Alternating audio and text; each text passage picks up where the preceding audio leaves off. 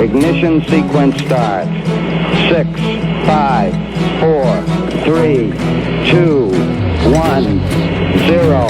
Liftoff. We have a liftoff.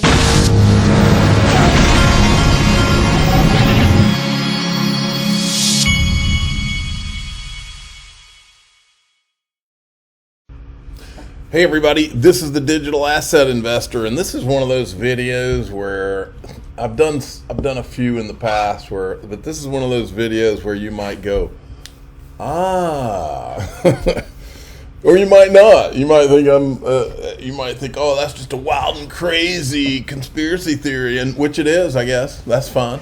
We do those here because in this weirdo world we live in now, everything seems to be, the conspiracies seem to be coming true, most of them. I want to start here. This is Miguel Valles. He was he was the head of XRP markets for a long time, and I showed you a clip from Ray Fuentes at Linqto did with him. Linqto, who's one of my sponsors. But here he's talking about Linqto themselves, because Miguel Valles was there for a short while and left, but he's basically talking about Linqto's success and how glad he is that they've had success, the success they've had. Listen to this. Okay, having been at Linqto for a little while, sort of early on, or not early on, they had, Bill and the team, John had been at it for a while. When I jumped on, it's really, really nice to see sort of, the growth of the company and see Bill and the team's vision come to fruition. In hindsight, everything seems like it was a foregone conclusion, but I know it wasn't. And so I'm really happy for the team. And I think, one of the things that I absolutely love about Linqto is that it's filled with good people. When you're investing, when you're putting your money at risk, that stuff can be really scary. I know a lot of users early on took a leap of faith with the platform, and I'm just glad to see that it's paid off. It's good to see the good guys win, and I think that's what's happening. So I'm really proud of it. The good guys have won. The good guys won the Ripple case, and now the good guys at Linqto are winning. Now Miguel Valles was making the point on this. Miguel Valles, he's with Forte, which is a crypto gaming platform, and he was making the point on this clip that crypto gaming is going to be one of the first major use cases. Just to make you aware, Linqto has Epic Games and Dapper Labs on their platform, two gaming plays. Just so you know, the link to Linqto is in the top of the description. Now, it was brought to my attention that Bitstamp had advertised that they're now paying interest on XRP 2.5%, which I find interesting. The one digital asset with legal clarity in the United States is the one paying the least interest. I don't get it, and the USDT Tether is paying 6%. How is that possible? That's 6% with a comma mistake there. Now, in the bizarro world that we now live in, CNBC Squawk Box this morning thought it was a great idea to have none other than Jay Clayton on to discuss the Chinese ties to American businesses and the risks associated with that. This man of all the people, the man of Eastgate. If you're Disney and you have Shanghai Disney, what would you do? And you have, you can't diversify that. No, but you're operating today, right? And are you looking out saying what would our operations look like? How would we adjust? Okay, I don't think you can be an ostrich in your area. All right, we don't have to listen to all that, but the point is that that's CNBC's consultant. The same guy, 2014, Hinman and Clayton take Chinese Alibaba public. 2016, SEC opens investigation into Alibaba. 2017, Hinman and Jay Clayton lead the SEC. Bill meets with Lei Ming Chen, Alibaba during ongoing investigations. 2017, Security Council denies Alibaba to buy MoneyGram. 2018, Ripple gets the MoneyGram deal. 2019, Hinman launches SEC investigation into Ripple. Well, actually, Clayton and Hinman, I guess. 2020, Clayton files lawsuit against Ripple. Hinman and Clayton leave the SEC. What happened to the investigation against Alibaba during Hinman's and Clayton's tenure? And now Gensler's. What happened? Exactly. Jeremy Hogan makes a great point. The FTX has now officially received approval to start dumping their coins that they held. And Jeremy Hogan makes a great point. Since a federal judge has authorized the sale of FTX digital assets, including Solana and XRP, back into the secondary market, those sales must be legal and exempt from SEC registration requirements. Last I heard, the DEA doesn't sell cocaine, it confiscates back to the cartels. I mean, what in the world? Now, Ryan Selkis, who owns Masari, or started Masari, he was on a Spaces talking about the NFT. The SEC yesterday did another one of those settlements where they don't take it to court and the company wants to settle because they don't have the money to fight the SEC. But it's a settlement that basically carries no weight as long as the people being sued do not acknowledge that any wrongdoing. So it's really just for intimidation purposes towards the industry. Ryan Selkis, he took it very personally, apparently. He goes after Gary hardcore, actually goes nuclear.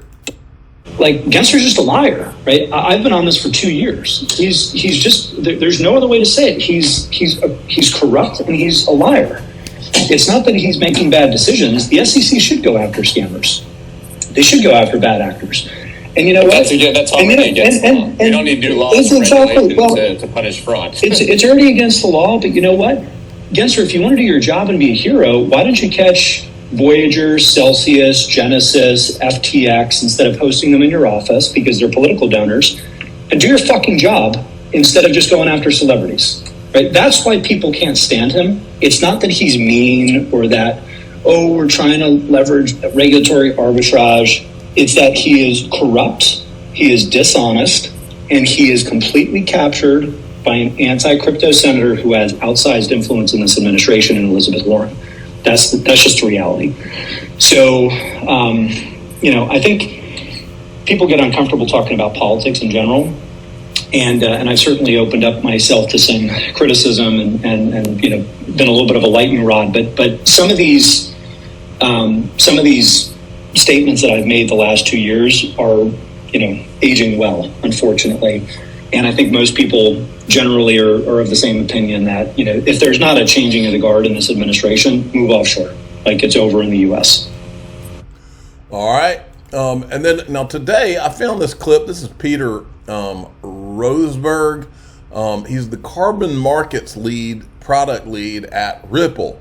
And he brings up Starlink. I've had a theory for a long time that Starlink would not just be a place that you would put XRP ledger nodes on, but it would also help with the financial inclusion they're always talking about. In other words, how can somebody out in the middle, you've seen the Ripple commercial where the astronaut is beaming down, there's like currency going to some place where somebody's training an elephant or something in the middle of Africa, and I was always making the point, well, how is that person gonna be online to receive payments?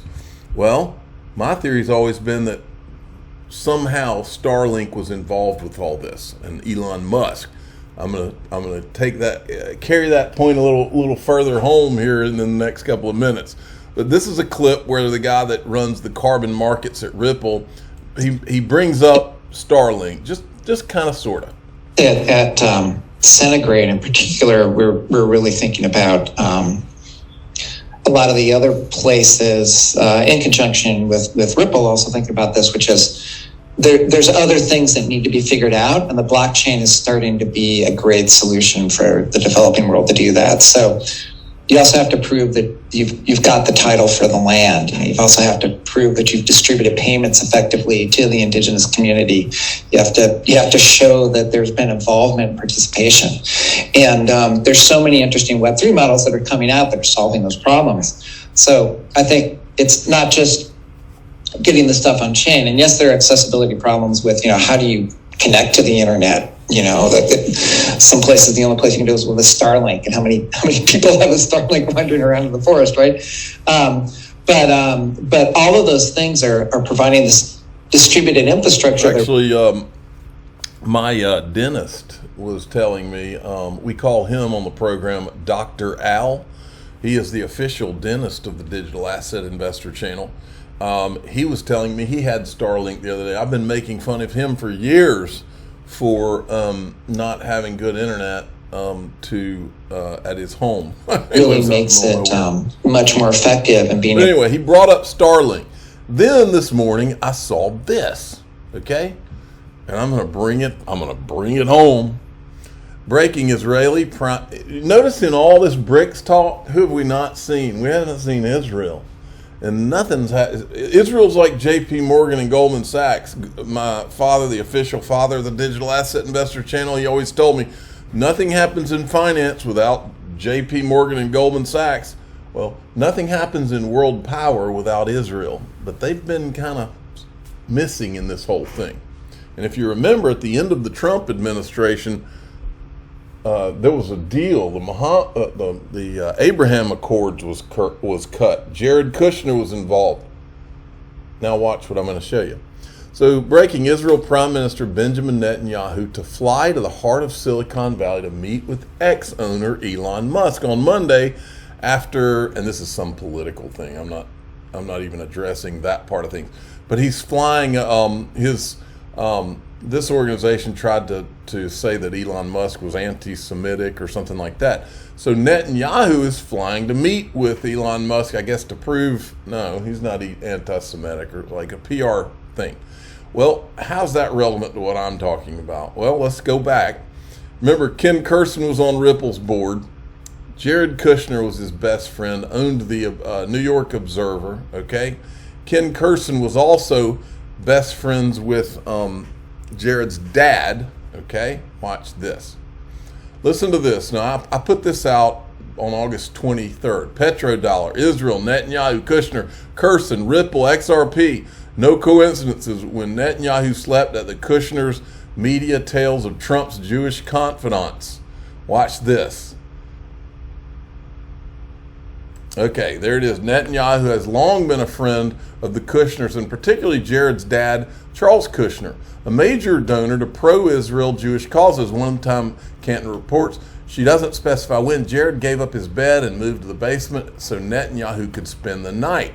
At their home in Livingston, New Jersey. Well, it's not just so Ken Kurson is good friends with Charles Kushner, and you'll hear it in this clip here. Ken Kurson that was on Ripple's board. We can talk about that, but talk about how you came to the paper. How did Jared Kushner find you? Did you know him? I did know Jared. Jared's been a close personal friend. I'm a friend of his entire family. His father, Charlie, is my good friend since I think about 2000 or 2001. So by the time Jared hired me to run the Observer in 2013, I knew the whole family well for many years. All right. So then you have this. Here's Jared Kushner at the World Cup. I believe this was the World Cup with Elon Musk. Okay. Then you got, of course, there's Trump. And I'm not sure, but if these are the same people that they're in the picture with or not.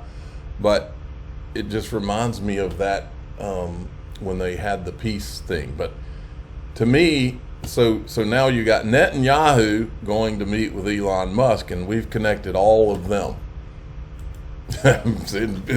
You can call me crazy all you want, but I've been putting these ties together for the last 5 years, and I've always believed there's a there, and you can also tie Elon Musk. You can tie some of the PayPal founders to the Peter Thiel's Founders Fund, the original investor in OpenCoin before Ripple was Ripple. And also you can tie Elon Musk to Stripe as a Stripe investor, which was the first investor in Stellar. I could show you those. I've shown them before. Check this out. This guy's talking about the disconnect between the gold markets in China versus the United States.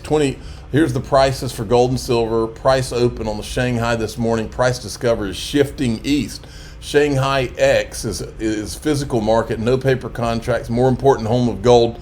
Plus over there they're not having their gold manipulated by JP Morgan like we are over here.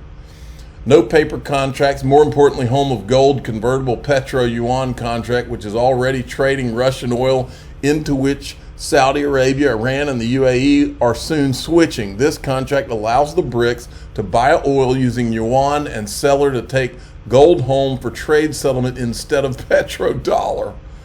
Boy, look, I own my XRP in gold for a reason, and my sponsor, Miles Franklin, they've got a special on the 1/10 ounce gold American Eagles this week. They sent me an email on this. You can call them at 952-929-7006 or email them at info@milesfranklin.com. Give them code DAI Gold. They'll give you your best pricing by doing that. I'm the digital asset investor. I'm not an investment advisor. This is for entertainment purposes only. Please subscribe, hit the like button, tell your friends and family. Miles Franklin Precious Metals. Thanks for listening.